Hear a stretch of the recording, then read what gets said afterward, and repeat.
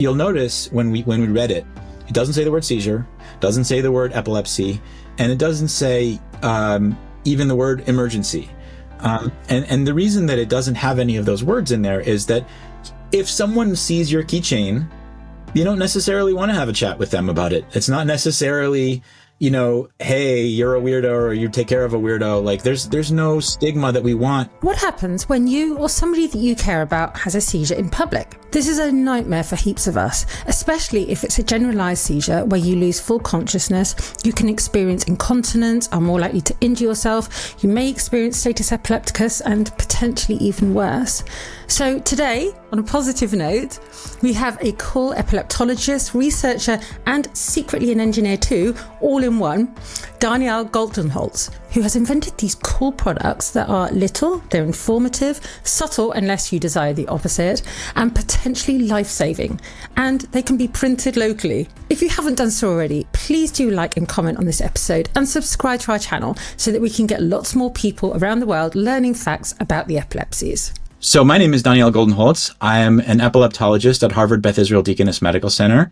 I 1/4 of my time I see patients and work in the hospital as a clinician with EEG and epilepsy neurology patients. And 3/4 of my time I do epilepsy research. I run the Epilepsy plus Data Science Lab, and we study machine learning, AI, advanced simulations, and now we've gotten into 3D printing. So tell us about your new 3D printing. And why do you like it? And how did you get started? During the pandemic, I started a hobby of playing with 3D printing, and I started thinking immediately, well, since this tool is neat, maybe I could do something for patients with epilepsy. And at first I didn't quite know how, and then I started coming up with some prototypes of maybe some sort of a thing that you could give caregivers of patients with epilepsy. And over time, that thing started out as a sign, and then it became a little box, and then it became some sort of container, and then finally it became a little keychain thing. And then once it became a keychain thing, then it became also like a little NFC tag that you can tap your phone to, and it became a QR code that you can snap a photo of. So I have 3 different designs. I'm working on a few others, but the basic idea is the same. If a person who takes care of someone with epilepsy sees a seizure in front of their face, what should they do? For whom is it applicable? Typically for a convulsive episode. And the reason for that is that those are the ones that are most likely to cause a major injury, and sometimes can lead to status epilepticus, which is a medical emergency and requires immediate hospitalization. Does it look cool? Like, what does it look like? Have you got any? Let me show you. So I have a very funny prop I have here. Let's see if I can show you my funny prop. So this is the giant it's massive. And the giant version is just for show. This is not a real useful thing. So we have lay down on one side this is like square shape, isn't it? 5 minutes, call 911, or we can change that to 999 or whatever. Nothing in mouth, and protect the head.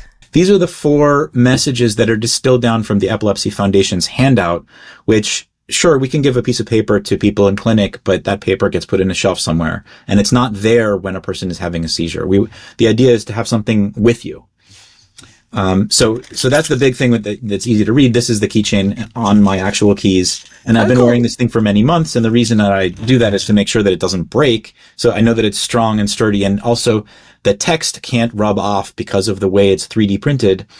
Even if you scratch it down, the text is completely flush with the surface of the keychain as well. And how big are they? They can be different sizes. You can make them gigantic, like my silly one. You can make them the standard size like this. This is, I don't know. About like 5-6 centimeters? This is about 80, I think, millimeters. So not super big. So you can see that it's a tiny bit bigger than my key, which means that it would fit on a standard keychain. And it's very narrow, so it won't get in the way of things. It's not going to bulk up your purse or your pocket or what have you. But you'll notice when we read it, it doesn't say the word seizure, doesn't say the word epilepsy, and it doesn't say even the word emergency. And the reason that it doesn't have any of those words in there is that if someone sees your keychain, you don't necessarily want to have a chat with them about it. It's not necessarily, hey, you're a weirdo or you take care of a weirdo. Like there's no stigma that we want, here. We just want to help somebody. And, I'm very aware some patients don't want people to know that they have epilepsy. Some people don't want to wear a special alert bracelet. And some people just don't want to be identified. And so I think that's important to keep in mind. I printed this in purple and white, but there's nothing special about these colors other than, some people think that purple is the color of epilepsy. You can print it in any color you want, any combination, or, you can make this a rainbow and then, make this, black letters or whatever you like. Oh, you can like have a pride one. You could have your favorite. I'd want it red probably or blue, and all of that is possible because it's done through code, right? It's not specified actually, so you choose. Yes. Okay. And so you need a 3D printing machine for this, right? How does that work? You need a 3D printing machine. So these days you can go online and buy one. During the pandemic, I went and bought one on sale for $150 and US dollars. I played with it for a long time and learned all kinds of things. And then eventually, as part of the lab effort, because I realized there's some practical applications, we got some fancier printers, and now we have a very, very fancy printer. But for very, very inexpensive, you can get into the hobby. In order to print this thing, you need to have the capability of printing 2 different colors in the same model.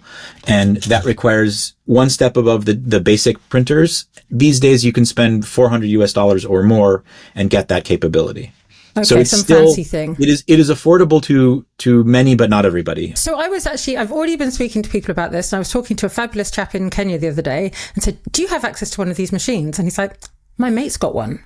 Okay, let me go and see if I could use that. So that's another potential for people, right? So the idea here is that we put the plans for the keychain online. It's free to download the plans. If you have a printer and you have the plastic filament, which is very, very cheap, then you can print it out today. And you can print out as many as you want. If you have a lot of filament, you can print a lot. It takes time to print them, but if you have the time and the patience and the printer, then go for it. You can do it now. The other problem is that you mentioned that 911 is not for all countries. So we changed it so that there's a different version for all the English speaking countries with the correct number on it. And today I just released, experimentally 20 different languages as well. So we've got French, we've got German, we've got, Urdu, we've got, there's a long list. Amazing. And it covers something like 6.6 billion people, according to AI, in terms of who can now read these things. It's experimental because I don't speak all those languages and I can't say that this is the correct culturally appropriate phrase. But okay. I would love for people who do speak those languages to go and check it out and tell me, what's right and what's wrong, because we now have it set up that it's very easy to change the text to the most appropriate thing. And once it's verified from clinicians in the language of interest, we can put that mark down as verified. Amazing. And I also had another thought about this keyring. So something that annoys me about keyrings, especially generalizing but free ones, is that they will come with a hole in it, and then It has a metal hoop, and then that metal hoop attaches to your whatever. But I don't think that's how this works, right? This just has a hole in it. And so I'm going to take my big props to make it easy. So it has a hole and you put whatever you want in it. It's thin enough up here that, a standard key ring for keys can be bent open to get it in there. But no, I'm not attaching a piece of metal to this at all. Because actually 3D printers that print metal are super duper expensive, and that's not practical. So there's no metal involved in this thing. I should show you also the QR code version. Looks like this. It's very small and cute, and it has a little loop also for the key ring.